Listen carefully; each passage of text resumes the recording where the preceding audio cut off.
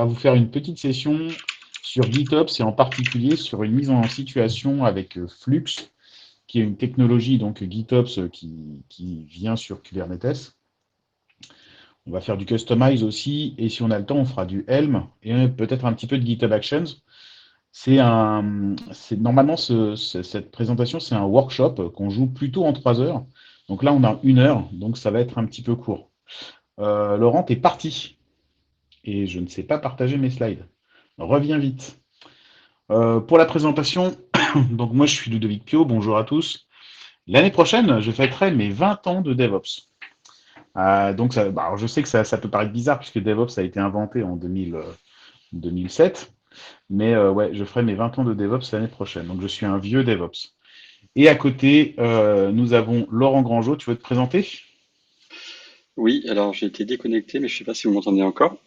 Ouais, on t'entend. Par contre, on n'a plus le partage d'écran. Ça arrive, ça arrive. Pas de souci. Bouillard. Après je te remettrai ton petit slide, Ludo. Oui. Laurent Grangeot, Cloud Solution Architect aujourd'hui chez Google depuis quelques temps, et ça fait à peu près plus de 10 ans que je fais du cloud maintenant. Et là, je suis organisateur du Meetup Serverless de Paris, co-orga du Meetup Cube et Docker aussi sur Paris. Et puis voilà, je sais pas trop quoi dire de plus pour me présenter. C'est déjà pas mal, je pense. Ouais. Moi, Ta voilà, jolie photo avec ta jolie tête. je me suis présenté vite fait et aujourd'hui, je suis freelance et j'accompagne alors aujourd'hui, mon client, je l'accompagne essentiellement sur une grosse transfo DevOps. Et puis, je fais aussi du cloud et du Kubernetes, évidemment, à mes heures perdues. Euh, je veux bien que tu passes la suite, stop. Il va falloir que je te dise bas, haut. Alors, donc, comme je vous l'ai dit, normalement le format, c'est un workshop. Donc, toutes les sources, tout le code et toutes les slides et toute la documentation sont présents dans une arborescence GitHub qui est indiquée ici, One Kubernetes. Le dépôt principal, c'est-à-dire celui par lequel on rentre et celui qui va être le dépôt de documentation aussi, il s'appelle Workshop. Euh, il y a le présent slide deck qui est en français et qui est donc dans workshop slash documentation slash présentation. Et puis vous avez aussi des instructions qui elles sont en anglais et qui sont dans des markdown. Vous avez même des instructions pour monter le cluster Kubernetes dans Azure ou dans GKE, etc. etc. Et vous avez même un bouton Gitpod pour vous monter une instance Gitpod avec un K3S dedans et pouvoir jouer directement tout le workshop directement dans Gitpod. Pour rien vous cacher, en fait, moi je l'ai prototypé dans Gitpod puisque je travaille sur un iPad. Ce qui fait que je ne peux pas partager les slides. Euh, donc voilà. Allez, à droite. Ça va Alors je faire sais un pas peu si c'est en moi, mais haut. le son est un peu haché. Ah, le son est un peu haché. Est-ce que ça va mieux comme Je- ça? Non, je sais pas si c'est moi. Regardez au niveau du chat, dites-nous si le son il est bon ou il est pas bon. Ouais, non, c'est pour tout le monde. Ok, je vais peut-être basculer sur une autre connexion là. Euh, vous m'entendez là ou pas? On t'entend, mais c'est très haché, ça Ok, hache. écoute, tu fais la présentation du scénario le temps que je revienne? Ouais, pas de souci. Ok. Donc, le temps que Ludo se résolve ses problèmes de connexion, on va vous présenter un petit peu le scénario. Ce qu'on a voulu faire dans ce workshop, dans cette présentation GitOps, c'est vraiment un scénario le plus proche possible de la réalité, dans le sens où beaucoup de tutoriaux sur Internet vous disent que voilà, les développeurs sont aussi ceux qui font tourner l'application. Vous avez un seul repo de code qui contient le déploiement du dev et les ops, enfin le déploiement des ops. Et en gros, ce qu'on a constaté, nous, c'est que chez les clients, généralement, pour la plupart du temps, on n'a pas une équipe de dev qui peut faire tourner son application là où elle veut, quand elle veut et comment elle veut. Mais on a plusieurs personas. Donc, ils sont d'un côté les développeurs qui, eux, vraiment s'occupent que du développement de l'application. De l'autre, les ops qui exploitent l'application et qui font en sorte que l'application euh, du coup fonctionne bien avec les bons logs, les bons niveaux de métriques, etc. Et enfin, une troisième partie où maintenant, de plus en plus dans les organisations, on a une équipe plateforme qui met à disposition soit des outils de CI/CD, soit des outils type Kubernetes, et qui doivent assurer aussi la sécurité de cette plateforme-là. Et donc, on se retrouve à avoir un peu les trois gros piliers qu'on retrouve dans le DevSecOps, où on va essayer de sécuriser le plus possible. Et donc, le scénario, c'est vraiment deux équipes de dev. Pourquoi deux équipes de dev? Donc, une équipe dev 1 et dev 2. Encore une fois, pour simuler le plus possible et le plus proche possible des scénarios qu'on pourrait avoir, qui vont déployer chacune une application Pokémon. Donc normalement, l'équipe Dev 1 déploie l'application Pokémon avec Customize, qui est maintenant inclus dans la CLI de Kubernetes. Donc Customize, c'est vraiment un plugin, une extension, on va dire, pour pouvoir surcharger, faire de la surcharge d'environnement, de variables d'environnement, enfin, de variables au global sur des YAML de déploiement. Et une équipe Dev 2 qui, elle, est plus Helm. Donc c'est pour ça que Ludo, si vous parlez de Helm tout à l'heure, qui, elle, va déployer son application avec Helm. Et on a donc deux applications et chacune des applications va contenir un Pokémon par application. Donc on a vraiment ces scénarios de deux équipes de dev, un qui contient Customize, l'autre qui va contenir Helm. Au niveau du dev 1, on va déployer Aspicot. Aspicot qui est en français, je sais plus. Il y a un petit Pokémon que vous voyez à l'écran. Donc c'est vraiment une simple page web qu'on va pouvoir déployer. Et on a l'équipe dev 2 qui est Carapuce. Carapuce est un peu plus connu. Et vous voyez que vous avez vraiment deux applications différentes et deux moyens de déployer les applications différemment. Et donc on va se mettre dans cette situation-là. Et comme je vous l'ai dit, hein, c'est une application qui est vraiment un site web statique, c'est vraiment que des pages HTML qui affiche la fiche Pokédex d'un Pokémon. Et chaque application, elle, contient son propre repo GitHub. Donc comme vous pouvez avoir dans toutes les entreprises, vous avez chacun votre repo Git et les équipes applicatives ne vont intervenir que sur ce repo Git là. Donc on a un repo par application.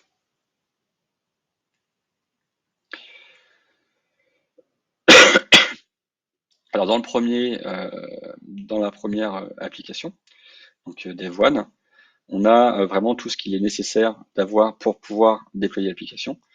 Donc on a notre workflow GitHub Actions, qui est vraiment un workflow de type CI, qui va uniquement être responsable de builder l'image Docker, enfin le container de cette application-là, et qui va la déployer sur une registry, soit interne à notre entreprise, soit externe comme sur le Docker Hub. Donc là, pour le coup, elle est déployée sur le Docker Hub. Ensuite, on a un dossier app qui va contenir la page HTML de l'affichage de Aspicot, donc vraiment l'image que vous avez vue juste avant. Et enfin, vous allez avoir le deployment.yaml qui sera le manifeste de déploiement de l'application, de l'image sur le cluster Kubernetes mis à disposition par l'équipe Ops. Le Dockerfile qui, lui, va servir à construire l'image et contenir absolument tout ce qu'il est nécessaire d'avoir pour pouvoir faire tourner notre application. Donc là, on va le voir juste après, mais c'est une image Nginx. Mais il faudrait bien imaginer que dans la vraie vie, le Dockerfile contiendrait, par exemple pour une image Java, le SDK Java nécessaire pour builder l'image. Donc on va faire un build de l'image et ensuite on va prendre uniquement la JRE, copier depuis l'image de build vers l'image de run le point jar qui a été généré avec le JDK. Et enfin, on va copier aussi toutes les dépendances, donc toutes les librairies Java qu'il est nécessaire d'avoir pour faire tourner l'application. Donc on va se retrouver avec une image qui va, comme dans l'approche Docker, hein, qui va contenir absolument tout ce dont on a besoin pour faire tourner l'application. Et on aura besoin uniquement de déployer cette application-là cette image-là sur n'importe quel cluster Kubernetes et on aura la même expérience, quel que soit le cluster. Enfin, le dernier manifeste qu'on a, c'est le customization. Donc, comme je vous ai dit, le customization, c'est vraiment un fichier qui va détenir, qu'on va pouvoir surcharger des variables d'environnement, des variables propres à chaque environnement. Typiquement, je pense notamment à quand on déploie une image en développement, généralement la connexion à la chaîne de connexion, pardon, à la base de données, le login mot de passe n'est pas très sécurisé. Généralement, il est commité en clair dans le repo GitHub. Et donc ça, c'est pas super intéressant. Mais quand on va passer sur des environnements de type intégration, qualification, pré-production et production, on va devoir généralement utiliser une autre chaîne de connexion qui, elle, sera propre à chaque ops qui va déployer l'application. Et donc, ça va être l'ops qui, lui, va pouvoir mettre à jour sa chaîne de connexion pour aller pointer vers la base de production. Et donc, on va avoir des fichiers customize propres à chaque environnement qui vont à chaque fois redéfinir cette propre chaîne de connexion pour pouvoir pointer sur une base différente, quel que soit l'environnement. Alors, j'ai pris comme exemple, évidemment, la chaîne de connexion sur une base de données, mais ça pourrait très bien avoir des requests et des limites dans Kubernetes définies par la production pour ne pas justement impacter le cluster si une image a une fuite de mémoire ou si une image va consommer beaucoup plus de mémoire que ça. Ça pourrait être des alertes ou des logs qui sont envoyés non pas sur le cluster en local, mais sur des Elasticsearch distants, par exemple. Et donc, Customize, ça va nous permettre d'avoir ce genre de comportement et de pouvoir surcharger justement ces petites variables différentes par environnement. Donc ça, c'est la première application d'Evo Naspicot, donc vous voyez qui est quand même assez simple. Et vous avez le dev2 Carapuce qui lui va uniquement contenir donc toujours la CI avec le main.yaml, donc le GitHub Actions, qui ne va construire que l'image Docker et va l'uploader sur une repository existante. Toujours le app index.html qui lui va contenir l'image statique que vous avez vue de Carapuce, et donc c'est elle qu'on va faire évoluer au fur et à mesure de nos déploiements. Donc vous allez voir que Carapuce va évoluer au fur et à mesure des différentes versions qu'on va déployer. Et le Dockerfile qui va uniquement contenir que la définition de l'image et comment la construire. Et cette deuxième application Dev2, elle va être déployée via Helm. Donc on aura pour le Dev2 un tout autre moyen de déployer, donc via Helm, qui est un outil qui a été racheté depuis par Microsoft et qui va vous permettre de faire du templating. C'est-à-dire que pour chaque environnement, vous allez définir les variables via la ligne de commande Helm. Donc Helm définit-moi, je sais pas moi, la chaîne de connexion pour le staging. Et Helm va générer les manifestes automatiquement, il va les appliquer sur Kubernetes. Et donc du coup, vous allez avoir deux manières différentes de déployer l'application, un par Customize, l'autre par Helm. Laurent, est-ce que tu m'entends? Oui, je t'entends, c'est beaucoup mieux. Ok. C'est mieux? Ouais, Ok. Bon, très rapidement, parce qu'on ne va pas y passer trop, trop longtemps. Donc, la stratégie, tu peux faire bas si tu veux bien. ouais, Donc, le code de l'application Pokémon, donc, comme on vous l'a, enfin, comme Laurent vous l'a dit, hein, c'est une page HTML toute bête avec donc, une image, hein, et si tu fais bas encore, on a un petit message. Voilà, c'est ce qu'on vous avait vu dans le screenshot. Je veux bien que tu passes à la suite.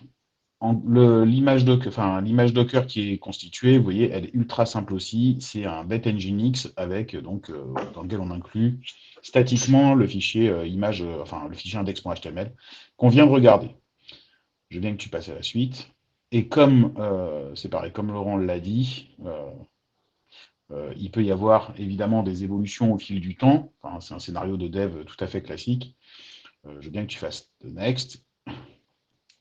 Et donc, par exemple, pour Dev2, on va avoir trois versions d'applications différentes. Donc, on a Carapuce, on a Carabaf, qui est donc le Carapuce sous stéroïde, et on a Tortank, qui est visiblement l'Ultra Carapuce. Mais comme on le dit dans le chat, nous, on est trop vieux pour connaître vraiment Pokémon. Pour connaître vraiment Pokémon sur le bout des doigts. Moi, enfin, Pokémon n'existait pas quand j'étais gosse. Voilà. Moi, Je vais je aussi suis plus passer à jeune la que toi, suite. donc Ouais. je connais uniquement la première version, mais grâce à mon fils, je connais Bah, les celui-là, 10 c'est autres le neuvième générations d'après. Pokémon. Un Tortank, c'est le neuvième Pokémon. Donc, c'est vraiment les anciens. J'ai pris les premiers. Alors, l'histoire, c'est où est-ce qu'on déploie. Bon, Laurent vous a un petit peu expliqué tout ça. On va déployer sur un cluster Kubernetes. On considère qu'on a un seul cluster. Et dans ce cluster, en fait, l'équipe Ops va isoler une partie staging que vous allez voir. Et on peut aussi produire une partie prod. On n'aura pas le temps de le faire aujourd'hui. Donc, on va se concentrer sur staging, mais il faut considérer que donc on a un cluster où on isole deux parties, staging et prod. Et pour chaque équipe de dev, on va donc isoler sur une partie staging, par exemple. Mettons qu'on se mette sur le tenant staging. On va isoler donc les déploiements de dev1 et de dev2, donc les deux applications Pokémon. On veut les isoler de façon à ce que dev1 ne puisse pas aller foutre la grouille chez dev2 et que dev2 ne puisse pas foutre la grouille chez dev1. Je veux bien que tu fasses next. Alors pour Alors, ça, comment on va faire? Parce que ça, c'est ton où est-ce qu'on son, ton son déploie. recommence à déconner, Ludo. Bah, pourtant, je suis passé sur la 4G, là, je peux pas faire grand-chose. Mais je Est-ce pense que que vous m'entendez c'était, mieux? je pense que c'était tes écouteurs Bluetooth, non? T'en pas en Bluetooth? Ici, Oula, oula là. Ah, je sais pas ce que tu as fait, mais on t'entend plus maintenant. Du coup, excusez-nous pour cette interruption technique indépendante de notre volonté. On va attendre enfin, on va attendre, en attendant que Ludo revienne et corrige ses problèmes d'écouteurs. Donc, comment déployer? Donc, la cible de déploiement, c'est vraiment euh, comme en entreprise, on a un cluster Kubernetes. Généralement, on a un cluster pour la production et un cluster pour la hors production. Et les entreprises vont pas s'amuser à créer des clusters pour chaque équipe de développement, pardon. Et les clusters sont mutualisés et partagés, en tout cas beaucoup pour l'équipe de dev et aussi pour la production. Et donc le but du jeu, c'est vraiment de déployer l'application dans son namespace dédié, qui est propre à elle. Et le but du jeu, c'est vraiment de ne pas pouvoir sortir de ce namespace-là, de ne pas pouvoir déployer ailleurs. Donc, je vous ai dit, l'équipe dev 1 a ses YAML de déploiement, donc le fameux deployment.yaml, qui lui va créer le déploiement nécessaire, le service nécessaire, exposer son application. Et le but du jeu, c'est de ne pas sortir de ce namespace-là. est-ce que vous m'entendez? On t'entend mieux, oui. Ouais, ok. Bon, c'est peut-être ma bande passante qui est un peu juste, donc j'ai coupé la vidéo. Euh, je reprends ou tu veux continuer? Bah, tu peux reprendre, oui. Ok. Donc, l'équipe de dev 1, donc, par défaut, elle va avoir besoin de construire son propre deployment.yaml pour déployer son application sur le cluster Kubernetes. Donc, c'est elle qui va construire le YAML dans lequel il y a les ressources Kubernetes. Si vous savez faire du Kubernetes, vous savez qu'à minima, il y a un deployment qui va déployer le pod et un service. Donc là, on a le deployment, évidemment, qui est sous nos yeux. Le deployment, il se déploie dans un namespace dont vous voyez qu'il est spécifique à dev1, dev1-ns. D'accord? On a un nom de deployment. Il est en réplica 1, puisqu'on est sur staging, on n'a pas forcément besoin de le mettre en multi-instance.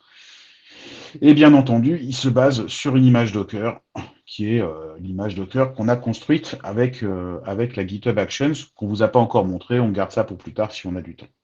Mais globalement, donc, le dev, à travers un pipeline automatisé, va produire, à chaque fois qu'il fait une évolution de code, va produire une image Docker. Et cette image Docker, il pourra la déployer sur le cluster avec ce petit déploiement de .yaml. Rien de bien méchant. Derrière, je pense qu'on a un petit highlight du service. Le service, c'est l'exposition de ce pod pour qu'on puisse venir le consommer. Super. Ce service, il est aussi dans le namespace dev1ns. Il a un nom et évidemment, il pointe vers le deployment qui s'appelle dev1aspicot. Rien de bien méchant là-dessus. Évidemment, il ouvre le port 80 du HTTP. Encore une fois, c'est pas foufou tout ça. Je veux bien que tu passes. Donc, évidemment, dev1, il aura à pousser son fichier YAML, parce qu'une fois qu'il a construit son fichier, il faut évidemment qu'il le pousse sur le cluster Kubernetes. Pour ça, la façon, on va dire, B à bas, c'est de faire un kubectl create ou un kubectl apply pour les anciens. Le truc, c'est que, évidemment, cette façon de faire, elle présente quand même un certain nombre d'inconvénients. Déjà, il faut que l'équipe dev1 ait un accès au réseau, à travers le réseau, et accès au cluster Kubernetes. Pour un cluster staging, ce n'est pas forcément un problème. Pour un cluster prod, tout de suite, ça devient quelque chose d'un peu plus... Enfin, en tout cas, il faut se poser la question. Et puis le deuxième truc, c'est qu'il faut qu'il dispose d'un compte pour pouvoir accéder au cluster. Et donc là, en fait, il y a besoin d'avoir un compte de service ou d'un compte nominatif, qu'il ait les bons droits, sur le bon namespace, etc., etc. Ça, c'est déjà les problèmes de base quand on est dans une entreprise un peu traditionnelle. Quand on veut faire en plus, quand on veut déployer sous une forme automatisée, c'est-à-dire quand on veut en plus inclure cette ligne de commande kubectl create, quand on veut l'inclure dans une chaîne de CI/CD, ça veut dire que ces credentials qu'on a utilisés éventuellement en ligne de commande à la main, il va falloir qu'on les fasse porter par l'automate, et donc là se pose tout un tas de problèmes de oui, mais comment on sécurise le fait qu'on a filé ces secrets à l'automate. Donc en fait, tout de suite, on se rend compte que, ne serait-ce que pour passer cette bête ligne de commande, dans un véritable écosystème d'entreprise, il y a quand même un certain nombre de points d'interrogation qui se posent. C'est pas très fluide, quoi, tout ça. Et donc, si on fait next, tadam, on a le GitOps qui entre en scène. Bouchon de champagne et tout. On m'entend toujours bien? Nickel. Ouais, je pense que c'était la bande passante. Donc, on a le GitOps qui arrive. Et donc, on va introduire Flux, qui est un outil de GitOps. Alors, Flux, qu'est-ce que c'est? Alors, comment ça marche? Eh bien, c'est très simple.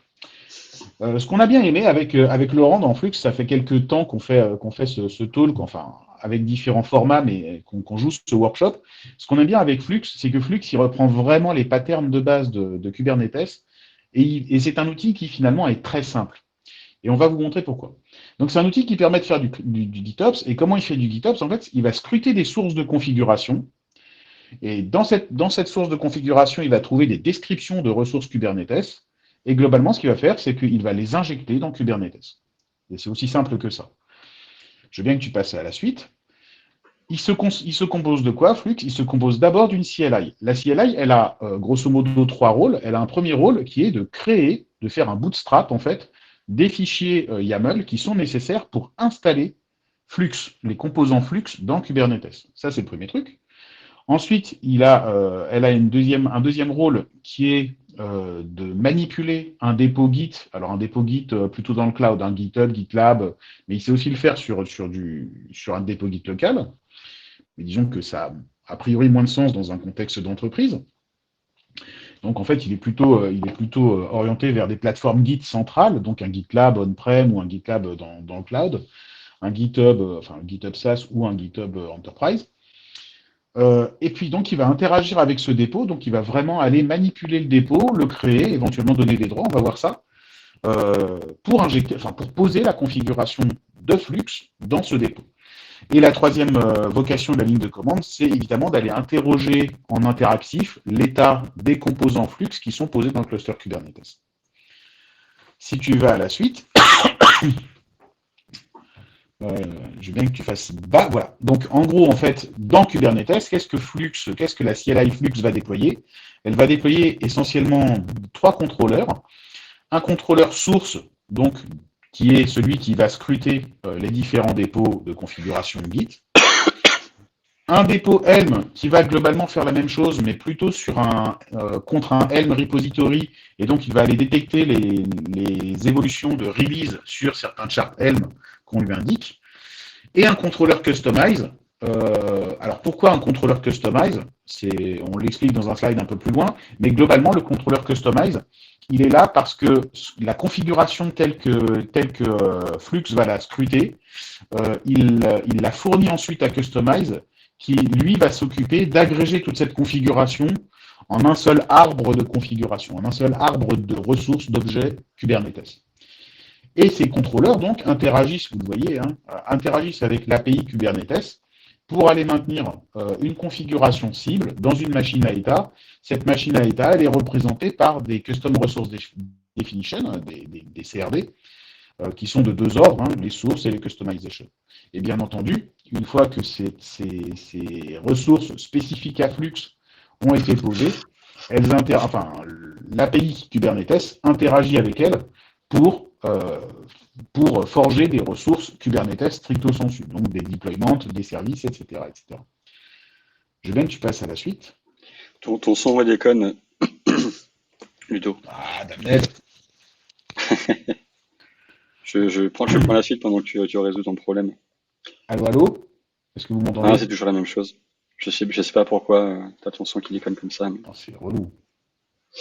Oui. Donc,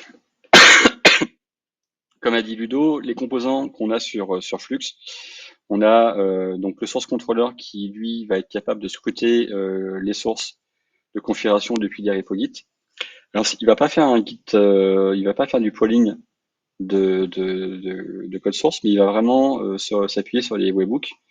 Quand on installe Flux et qu'on fait du bootstrap, si on a le temps, on vous le montrera, mais en gros, il va se créer son repo GitHub, créer une clé SSH pour pouvoir interagir avec ce repo GitHub et faire un webhook en gros où chaque fois qu'il y a un git push, il va récupérer tous les changements de configuration, que ce soit le code source de l'application qui est basée sur Kustomize, ou que ce soit aussi le fameux repo, le repo global de configuration du cluster Kubernetes.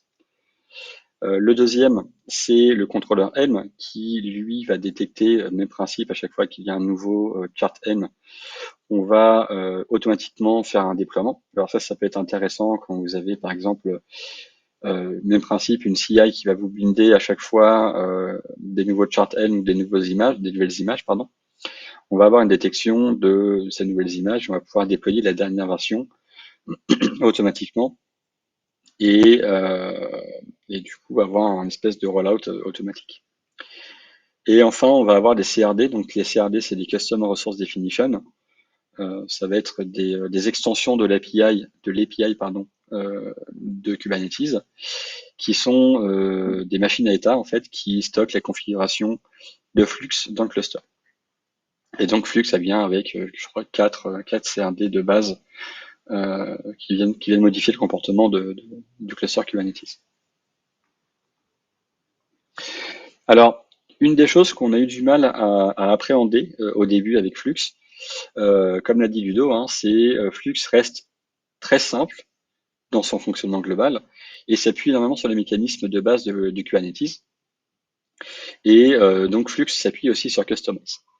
Kustomize, vous avez le contrôleur de Kustomize qui lui va checker la configuration, donc le customization.yaml, c'est par convention, il va aller voir ce fichier-là et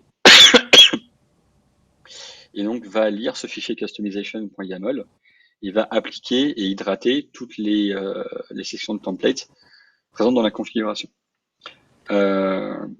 Ce qu'on a eu du mal au début, c'est si vous ne comprenez pas comment fonctionne Kustomize et comment fonctionnent les différentes couches, vous allez avoir du mal à comprendre comment fonctionne Flux.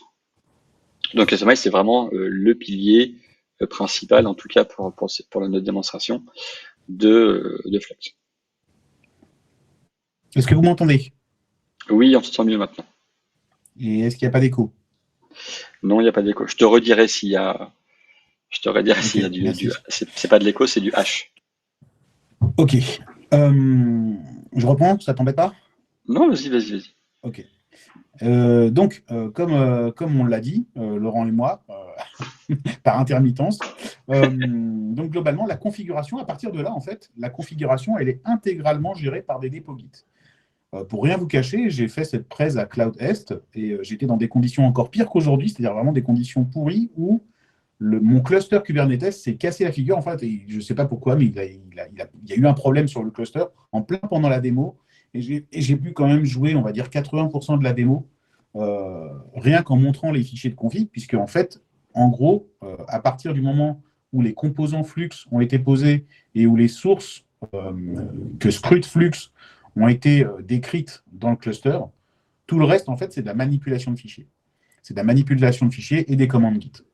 Et donc, en fait, c'est ça que moi, je trouve tout à fait intéressant. Alors, comme l'a dit Laurent, il y a une petite difficulté parce qu'en fait, Flux travaille en étroite collaboration avec soit Helm, soit Customize. Et donc, il faut bien comprendre le rôle de chacun. Mais par contre, ce qui est super intéressant dans Flux, c'est qu'il applique vraiment deux principes qui sont rois. Un principe Linux qui est Keep it stupid simple. Donc, il fait un truc et il le fait bien, c'est-à-dire scruter des sources et passer ça à Customize. Et par ailleurs, il s'appuie sur le pattern roi dans Kubernetes qui est on décrit un état cible et c'est le cluster Kubernetes qui s'occupe de mener la convergence vers cet état cible. Je veux bien que tu passes à la suite. Donc, comment on installe Flux? Parce que tout ça, c'est bien beau. Donc, évidemment, alors, le petit bonhomme, là, ça représente l'Ops. Vous avez vu, il y avait l'autre bonhomme avec la casquette, Sacha, qui représente le dev. Donc, à chaque fois que vous voyez cette icône, ça veut dire qu'on passe à l'Ops. Et quand vous voyez l'autre dessin, ça veut dire qu'on passe au dev. Donc, l'Ops, qu'est-ce qu'il a à faire? Déjà, il installe la CLI Flux sur son poste de travail. Il faudrait le colocaliser avec kubectl parce qu'en fait, la CLI Flux va tirer parti de la config du profil kubectl pour pouvoir aller interagir avec le cluster, c'est-à-dire l'identifier, le pointer dessus à travers le réseau et disposer des bons droits airbag, du bon rôle, pour aller se connecter sur le cluster. Une fois qu'on a installé cette ligne de CLI, je veux bien que tu passes à la suite. Si tu fais bas, merci beaucoup. Donc, le premier truc qu'on fait, c'est flux check pre. Et cette commande-là, elle est bien pratique parce qu'en gros, Flux est un produit très jeune. Il est encore en version 0. quelque chose. Et vous savez la vélocité avec laquelle l'écosystème Kubernetes dans son ensemble évolue. Et donc, en fait, quand on fait flux check pre, la CLI s'occupe de vérifier qu'on a une bonne compatibilité. Déjà qu'on a une connectivité établie avec le cluster Kubernetes, ça c'est le premier truc. Et ensuite, que tous les prérequis en termes de version, de compatibilité de version sont OK. Donc ça, c'est le premier truc et ça permet déjà de se dire, OK, on est sur les clous. Ensuite, ce qu'on va faire, c'est qu'on va demander à Flux de créer le dépôt de configuration de Flux. C'est-à-dire que Flux lui-même, vous savez qu'en DevOps, il y a un principe qui est le Eat Your Own Dog Food, c'est-à-dire vous utilisez ce que vous avez développé pour être les premiers utilisateurs, les premiers testeurs de vos développements. Là, c'est exactement ce qui se passe, c'est-à-dire que Flux va s'installer à travers une configuration qu'il va aller récupérer en GitOps. Et pour ça, donc, le premier truc qu'on va lui demander, c'est de se câbler avec un dépôt Git, là en l'occurrence un GitHub. Et donc pour ça, on va donner des droits, donc on va créer un token dans GitHub. Je veux bien que tu passes à la suite. On va demander un token dans GitHub. Ce token, comme vous le voyez sur le screenshot, il a des besoins de savoir aller créer, updater un dépôt. Donc là, on a écrit un token qui s'appelle Flux Workshop. Voilà. Et ce token, on va le filer en configuration à la CLI Flux de façon à ce que la CLI Flux puisse aller créer son dépôt. Un autre truc, c'est que Flux peut aussi, à la création de ce dépôt, dire quelles sont les équipes de l'organisation qui ont le droit d'aller manipuler ce dépôt. Il y a un prérequis qui est que ces équipes, elles doivent déjà exister dans l'organisation. Donc là, vous voyez sur ce screenshot, dans notre organisation One Kubernetes, on a deux équipes qui s'appellent Dev1 et Dev2, qui font partie de l'organisation. Et on peut indiquer à Flux que ces équipes-là ont des droits de mise à jour sur le dépôt de configuration Flux. Ça, on vous l'a, enfin, dans le workshop, en tout cas, on l'indique à des fins pédagogiques, mais en réalité, on ne s'en sert absolument pas pendant tout le workshop. Donc, en fait, pendant tout le workshop, on n'a absolument pas besoin que Dev1 ou Dev2 ait accès à ce fameux dépôt qu'on va construire tout de suite. Je veux bien que tu passes à la suite. Ton son redéconne, je vais prendre la suite pendant que tu reviens. Mais c'est pas vrai. J'ai enlevé le casque, j'ai enlevé la vidéo. Qu'est-ce que je fais maintenant? Je sais c'est pas. infernal. Bon, ok, vas-y, je t'en prie. Vas-y. Donc là, on vous montre pour l'exemple comment on a configuré notre repo GitHub, évidemment. Comme dans la vraie vie, en fait, les différentes équipes n'auront pas besoin d'accéder à ce repo, puisque c'est un repo qui va contenir la configuration du cluster. En gros, on vous l'a dit, il n'y a pas de souci. Vous avez un repo dev1 qui va n'être accessible que aux développeurs de l'application dev1. Vous avez un autre repo dev2 qui va n'être accessible que aux personnes du dev2. Et ce repo-là, en gros, ne va être accessible normalement que par des ops. D'accord, puisque c'est lui qui va contenir toute la reconfiguration, toute la configuration du cluster Kubernetes. Ça, c'est tout l'avantage qu'on peut avoir quand on a des repos de config, des sources de config multiples. C'est que justement, on peut ségréguer, on peut séparer bien les droits. On respecte le principe de ségrégation des droits, de list privilege, puisque Dev1 n'aura accès qu'à Dev1, Dev2 n'aura accès qu'à Dev2, les ops ou les plateformes admin n'auront accès que au repo GitHub. Et ce qui est intéressant là-dessus aussi, c'est que ce repo GitHub, il est comme tout est vraiment dans le repo Git, il est auditable.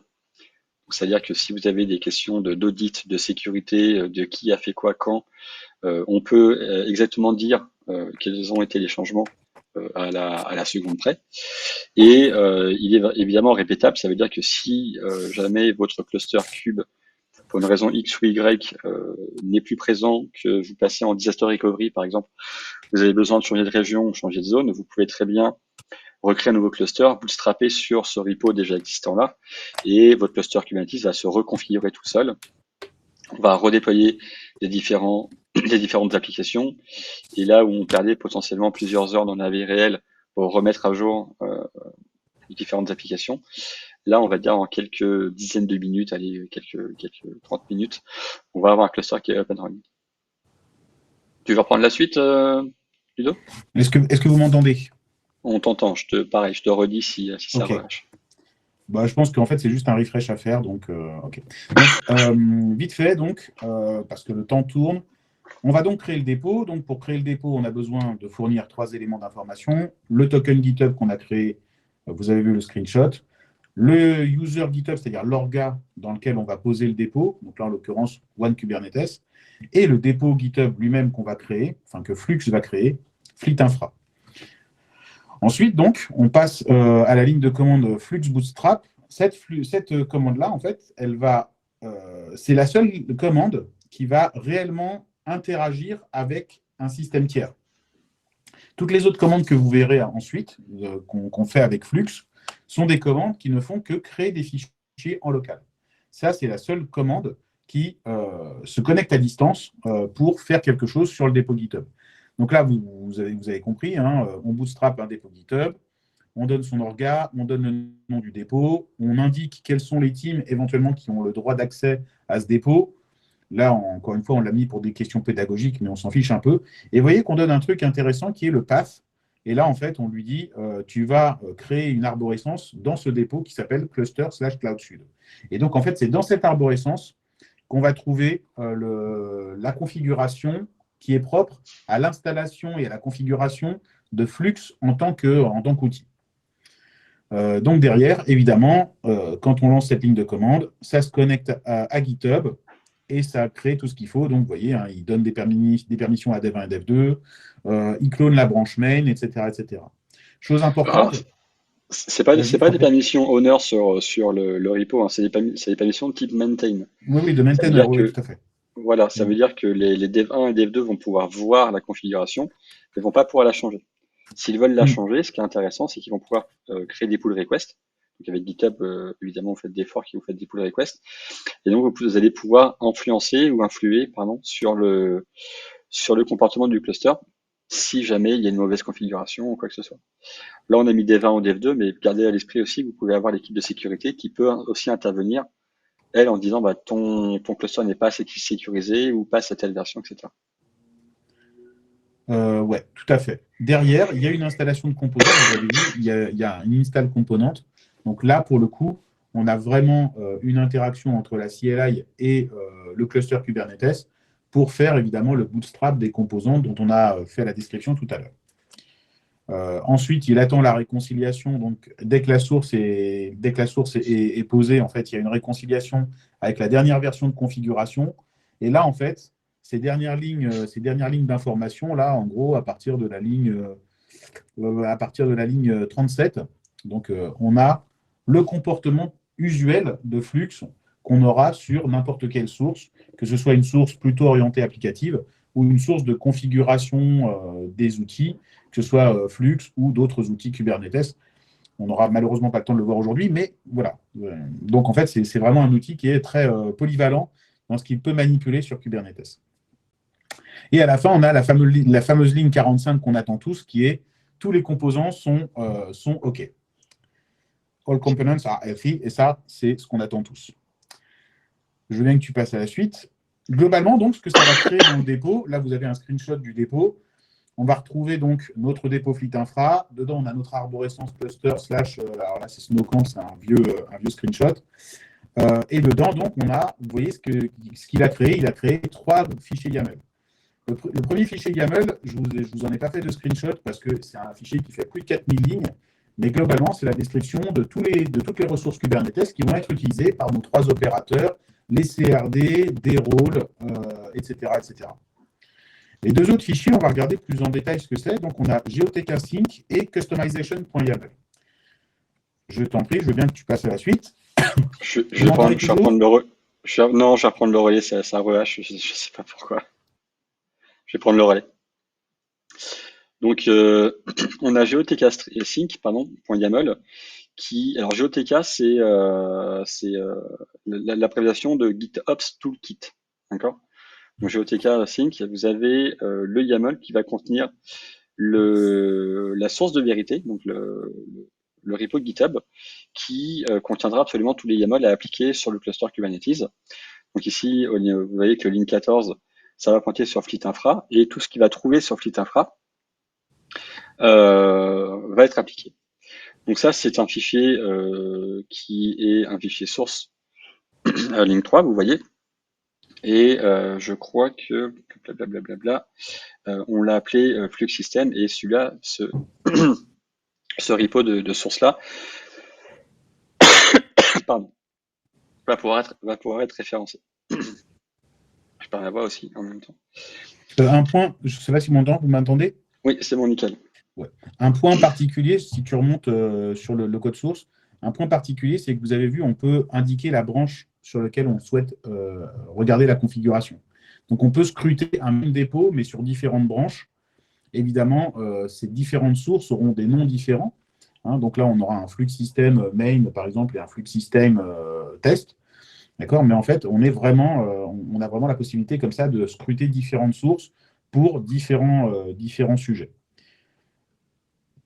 Évidemment, ces composants-là, les composants dont on vient de parler, qui sont les composants opérateurs contrôleurs de flux, sont posés dans un namespace isolé qui est le flux système.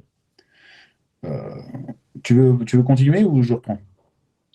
Non, vas-y, continue, je commence à avoir une extinction de voix. La deuxième ressource flux qui est décrite, c'est une ressource de type customization.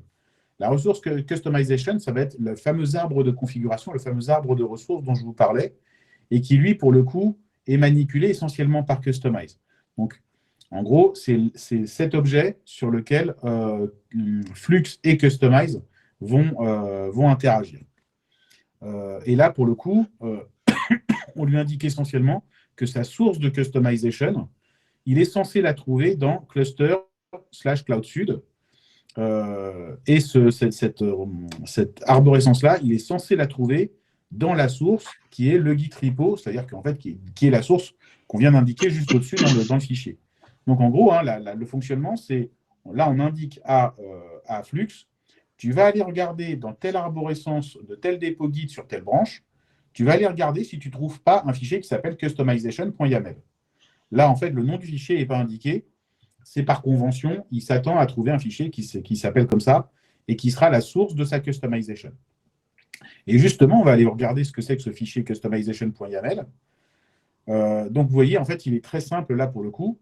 c'est juste, on indique juste la customize, tu m'agrèges ces deux fichiers, et c'est ces deux fichiers qui vont constituer mon arbre de ressources, de configuration, là en l'occurrence, pour déployer Flux. Donc vous voyez, c'est très très simple, mais il faut bien comprendre ces mécanismes de consolidation et d'héritage. Je veux bien que tu passes à la suite. Évidemment, tout ça, ça s'est fait sur le dépôt GitHub à distance.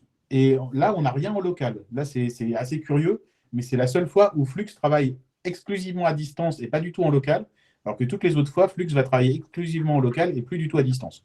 Bref, là, pour le coup, il y a un petit truc un peu tricky. Bon, il faut juste en avoir l'habitude. Donc, évidemment, on fait un git clone du répertoire. Et à partir de là, on va travailler exclusivement en local.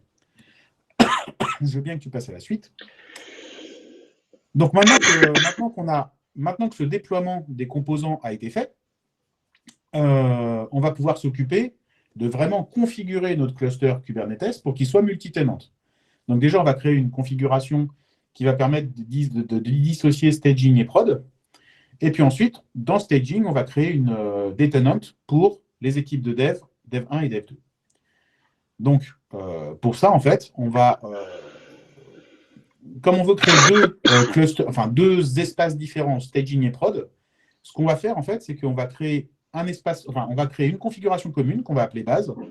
Et par-dessus, on va faire de la surcharge grâce à Customize. On va faire de la surcharge qu'on appellera staging. Et demain, on peut faire une nouvelle surcharge différente qui s'appellerait prod. Tout ça, ça paraît compliqué comme ça, mais en fait, vous allez voir, ça se fait avec quelques lignes de commande et Flux s'occupe de l'essentiel. Je veux bien que tu passes à la suite. Donc là, c'est toujours l'Ops qui travaille, bien entendu. Donc, on descend dans le dépôt qu'on vient de cloner localement et on passe une commande qui s'appelle Flux Create. Et vous voyez, en fait, il y a une commande spécifique qui s'appelle tenant. OK. Et là, en fait, on lui dit, bah voilà, tu vas aller nous créer un fichier tenant.yaml dans notre arborescence. Et ça va concerner ça va identifier un tenant qui, lui, sera configuré dans une autre arborescence qui s'appelle tenant.staging. D'accord? Donc, en fait, dans notre configuration globale Flux, on lui dit, il y a une configuration qui fait des dissociations de tenants, des distinctions de tenants, et il y a un de nos tenants qui s'appelle staging et qui est dans l'arborescence tenant. Ensuite, la côté intervalle 3M, ça veut dire que ces éléments de configuration sont scrutés toutes les 3 minutes par Flux. Je veux bien que tu passes à la suite. Je vais reprendre, tu redéconnes. Donc, le fichier tenants.yaml qui nous a été généré, tout ça, ça a été généré par la CLI automatiquement de Flux. Vous avez le contenu, donc c'est le même principe, basé sur le fichier customization.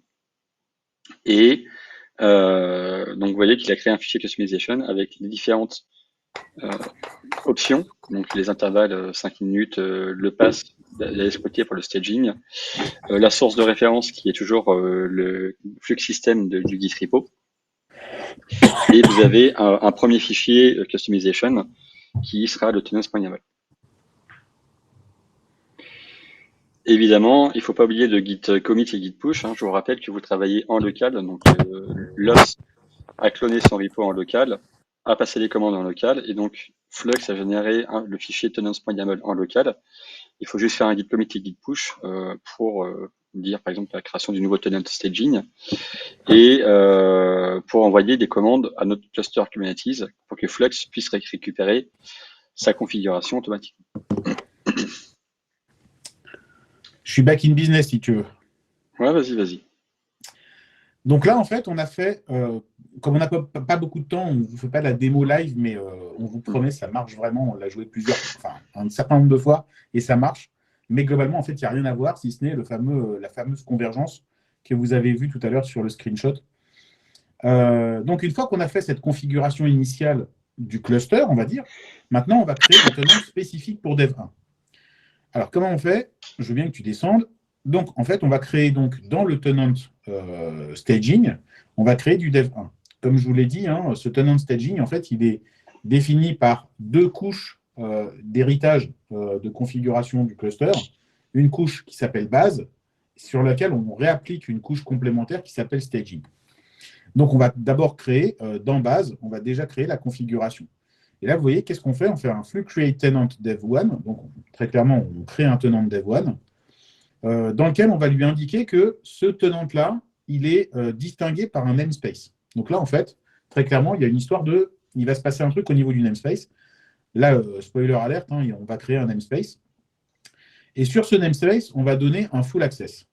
D'accord? Cluster role, dev1 full access. Alors là, c'est juste un libellé hein, de cluster role. Mais évidemment, à l'intérieur, les droits vont être spécifiques comme ça. Cette commande-là, elle va nous générer un fichier qui est celui-là, le airbag.yaml, dans lequel on voit la création d'une ressource namespace, youpi, et la création d'un service account, bien entendu, qui correspond à ce namespace.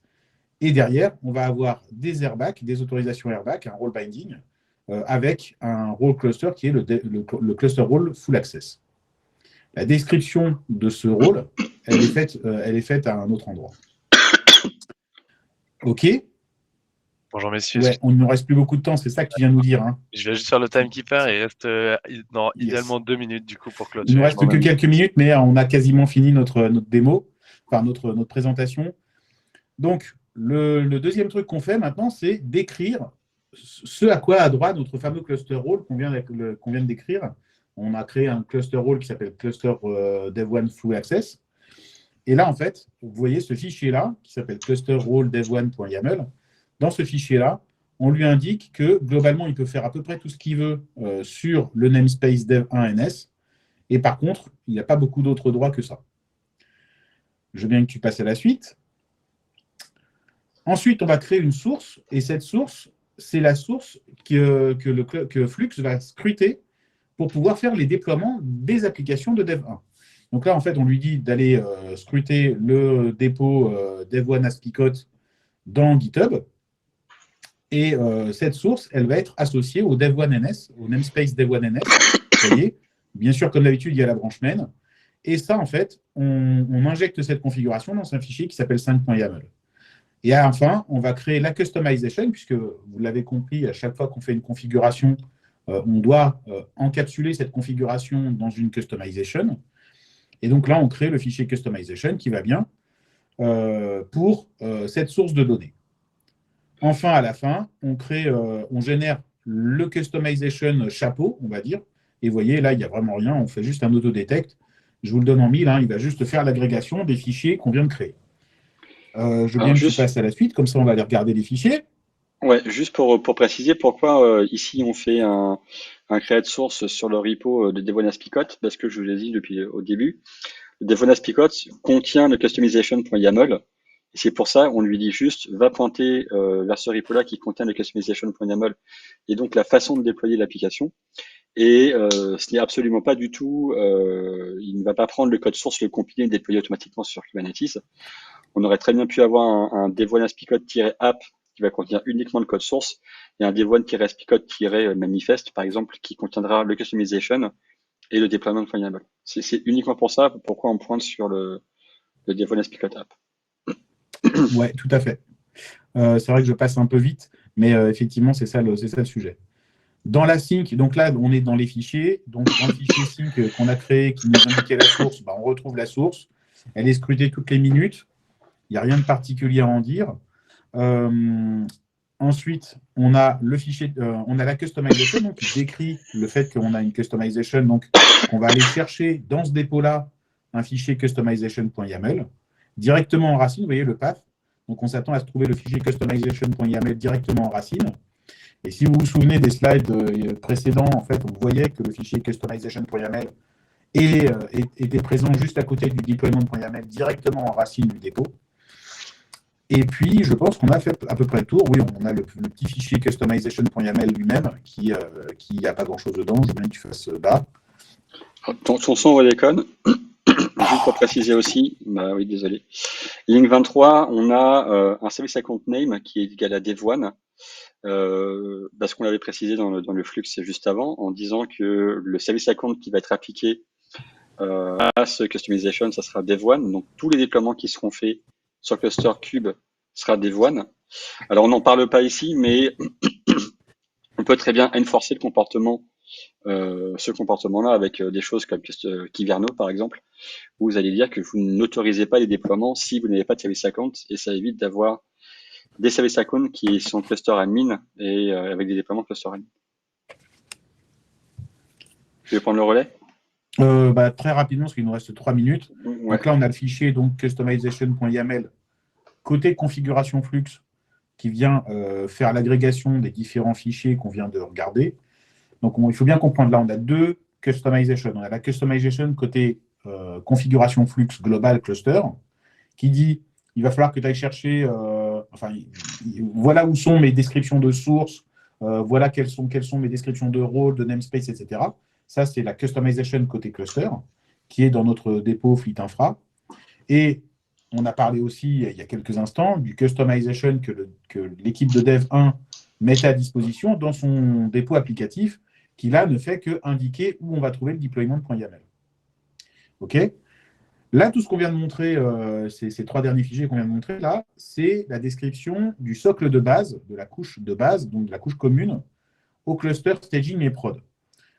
Pour que ce soit pris en considération, puisque je vous rappelle que la configuration Flux, elle allait voir directement dans l'arborescence staging, il va falloir qu'on rajoute une nouvelle couche de fichiers qui sera, elle, présente dans l'arborescence tenant staging et qui, globalement, on va passer assez vite dessus, qui, globalement, ne fait qu'une surcharge de customization pour dire dans ma couche staging, j'ai mon customization.yaml qui est scruté par la config Flux, qui lui-même pointe vers la customization.yaml qui est dans tenant base. D'accord? Donc, en fait, on a juste une couche d'héritage supplémentaire. On ne va pas vous décrire ça plus avant. Ce qui est intéressant là, je veux bien que tu passes le slide suivant. Ce qui est intéressant là, donc, on se retrouve avec cette arborescence. Donc, on a bien une arborescence de base pour Dev 1, avec les différents fichiers dont on vient de parler, et une arborescence de staging, dans lequel il y a ces fameux fichiers dont je viens de parler, là, qui sont une surcharge, simplement, c'est la notion de patch, qui sont juste une surcharge pour dire tu vas aller overrider, compléter la configuration qui est dans base. On passe assez vite sur cette partie patching parce qu'on n'a plus le temps. Le truc qui est intéressant, c'est que là, en fait, on fait un git commit, git push, et l'application est déployée. D'accord? Donc, effectivement, il y a quand même une soupe de configuration qui est un petit peu indigeste là, et en plus, en 1 heure, et avec des problèmes micro et tout, ça fait beaucoup d'informations. Mais en fait, quand on le joue, une fois qu'on a cette arborescence présente, quand on joue, en fait, on se rend compte que c'est quelque chose d'extrêmement simple qui marche que par surcharge de fichiers. Évidemment, côté dev, donc, il y a son fameux petit customization à créer. Son customization.yaml, vous voyez, la ligne de commande pour la créer, elle est hyper simple. Le contenu, je veux bien que tu fasses bas. Le contenu, il est lui aussi très simple. Globalement, en fait, alors ça, c'est le patch. Je veux bien que tu passes vite fait. Le contenu, il est hyper simple. Il indique juste qu'il va aller chercher le deployment.yaml. Je veux bien que tu passes parce qu'en fait, on ne parle pas de ces fichiers-là. Et une fois qu'on a fait le git commit, git push, bah là, pour le coup, le dev 1 Aspicot est déployé. La limite que ça présente, je veux bien que tu fasses bas, la limite que ça présente, ces sujets-là, c'est que déjà, à chaque fois que dev 1 va avoir un nouveau dépôt applicatif, par exemple, s'il rajoute un 3e Pokémon, il faudra que l'Ops rajoute une source de données. Donc ça, c'est un petit sujet. Et puis, il y a un deuxième problème qui est que toute la partie ressources Kubernetes qui est propre à cette application, donc le deployment, le service, etc., toutes ces informations-là, en fait, c'est dans le dépôt applicatif, et donc c'est Dev1 qui le gère. Ça veut dire que l'Ops, il n'a absolument pas de possibilité d'altérer le comportement, par exemple de mettre un réplica plutôt à 5 sur la prod et à 1 sur le staging, ou ce genre de choses. Donc, c'est pas mal, parce que grosso modo, chacun est chez soi, et malgré tout, c'est quand même hyper fluide, puisqu'en gros, à chaque fois que le dev va faire une évolution sur son deployment.yaml, il fait un git commit, git push, et Flux va scruter qu'il y a une altération sur la source, et donc va déployer en automatique, sans que l'Ops n'intervienne. Et de son côté, l'Ops, s'il veut couper cette source-là, ou pointer vers une autre branche, etc., il peut le faire aussi. Donc en fait, on a vraiment une interaction qui est relativement fluide, mais il y a une version encore plus fluide, qu'on ne peut pas vous montrer parce qu'on n'a qu'1 heure aujourd'hui, mais qui est présente dans le dépôt GitHub et que vous pouvez regarder par vous-même, c'est l'interaction à travers la source de données qui est le Helm Controller, qui fait sauter ces limitations. On s'arrête là? Yes, merci beaucoup à tout le monde. Désolé pour dépasser le temps.